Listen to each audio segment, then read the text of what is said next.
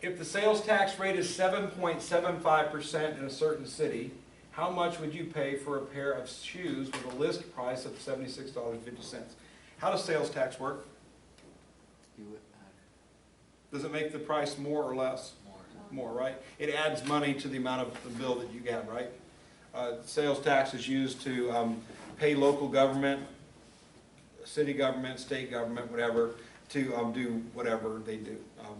Build roads, pay police officers, firemen, I guess keep up the environment, whatever they do. Of course, the people in office get paid too, I suppose, with some of that money. But that's what taxes do. We pay taxes in so that we get to live in this nice country. So that's how it's supposed to work. So in this case, the tax rate in the city is 7.75%. This is how much the item costs, right here, $76.50.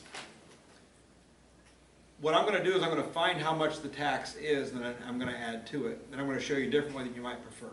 It's up to you to decide which way you like better. I'll show you both ways. You do the way you like better. So, first way is just to find out how much the tax is. So it looks like this. What is 7.75% of $76.50? And what that's going to tell me is how much the tax is on this particular item. All right. It's not the total bill, it's just the extra money I have to pay. Okay, and then I go ahead and carry out the math. Created my percent sentence problem. I've got a percent proportion built. I put the percent over 100. It says what is, we don't know, of 76.50. I'm going to cross multiply, so 100 times x is 100x. And we need a calculator probably for this next calculation, so 7.75. 7.75 times 76.50. 592.875.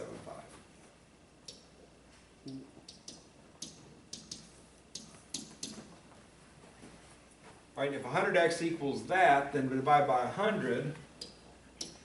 We all know about how decimal division works when we're dividing by a power of 10, right? You divide by 100, the decimal moves 2 spaces to the left.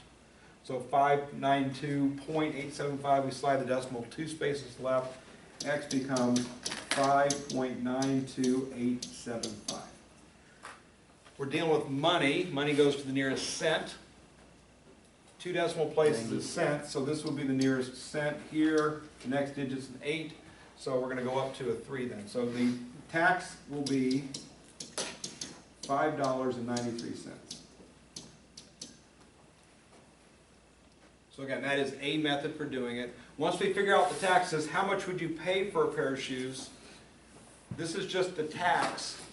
This is how much the shoes cost. You have to add those numbers together to get the total bill, right? So we take the price of the shoes, $76.50, and we add $5.93 to the bill.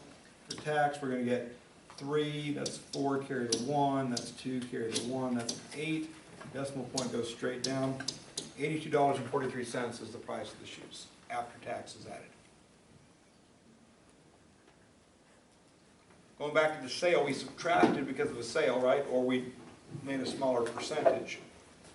Okay, with tax, you have to add to it. All right, so here's the other way of doing the same problem. You may prefer, you may not. Both methods work 100% of the time. So you pick which one you like best and it'll be fine.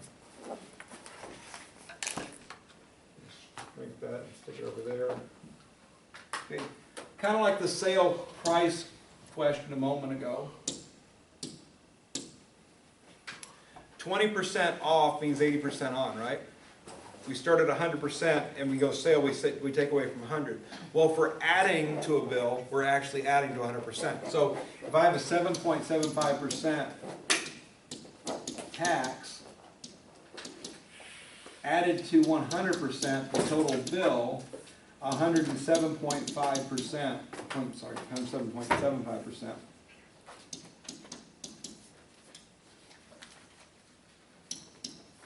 Just take the tax and add it to 100. So what is 107.75% of 7650?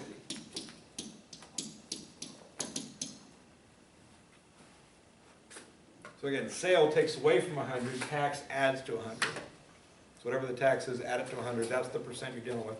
This what is going to be this number here, $82.40, you're going to see. So if I write the percent proportion out for this, 107.75 goes over 100. What is X goes on top of 7650. Cross multiply 100x on this side. On the other side I've got $76.50 times 107.75, which is 8242875. 8242875, decimal point there. We divide both sides by 100. X equals, once again, divide by 100, slides the decimal point 2 spaces left. That's 82.42875. We're dealing with money, so that's the cents. That's the next number, so X equals $82.43. Either way you do it, that's how much you're spending on the shoes. This gets you the answer right off the bat. This one finds the tax first, then you have to add the tax to the original bill. Take your pick how you want to do it. They both work every time.